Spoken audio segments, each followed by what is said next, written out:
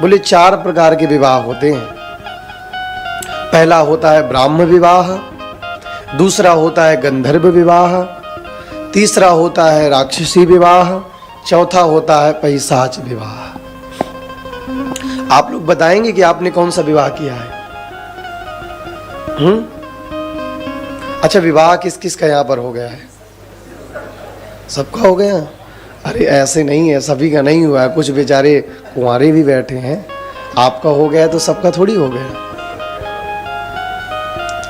जिसका हुआ है उसे मालूम होगा कि ब्राह्म विवाह उसे कहते हैं जिस विवाह में ब्राह्मणों की उपस्थिति हो, जिस विवाह में ब्राह्मणों के मंत्र हों।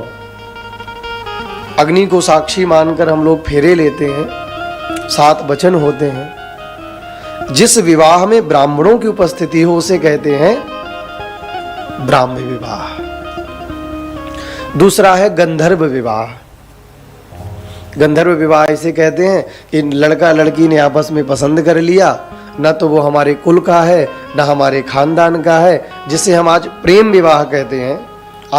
आज के समय में जिसको हम लोग कहते हैं लव मैरिज है,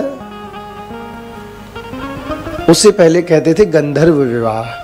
लड़का लड़की अपनी मर्जी से विवाह कर, लेकिन याद रहे कि गंधर्व विवाह, प्रेम विवाह बहुत दिन तक टिकायमान नहीं होता।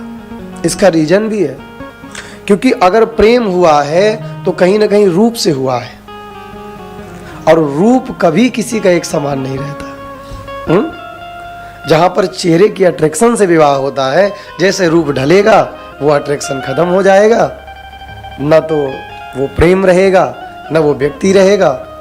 बोले जिस समय तुम हमें लाए थे अब वैसे तुम्हारा बर्ताव हमारे साथ बिल्कुल नहीं है। तो पत्नियां भी कह देती हैं तुम बड़े डरपोक, जब मुझे देखने आए तो 20 को लेके आए, जब ब्याहने आए तो 200 लाए, और मैं शेरनी तुम्हारे साथ तो अकेली आई थी, मैंने तुमसे लव मैरिज किया था।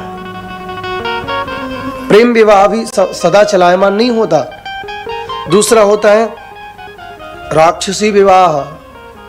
न माता की इच्छा है, न पिता की इच्छा है, न भाई बांधवों की इच्छा है, हमने भगा के शादी कर लिया, उसे कहते हैं राक्षसी विवाह। राक्षसी विधानेन।